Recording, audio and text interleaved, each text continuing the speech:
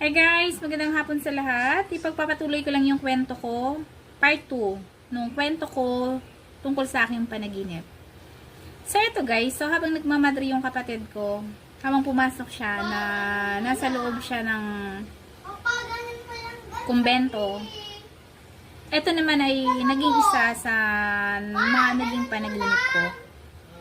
So one time daw guys, lumabas ako sa loob ng bahay namin doon sa isla, sa Sibuyan Island. At tumingala ako sa langit. Ang daming mga salitang nakasulat sa kalangitan.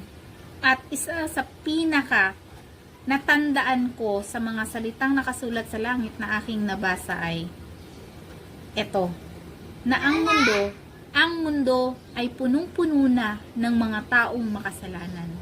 Yun yung isa sa mga salitang natatandaan ko hanggang sa ngayon. At hindi yun nawawala sa isip ko, yung salitang yun na nabasa ko sa langit. At ang lahat ng yun nga guys, sabi ko sa inyo, yung mga panaginip ko, ay meron lahat connection kung bakit yung aking kapatid na isa, na sister, ay pumasok sa pagmamadre. So yun guys,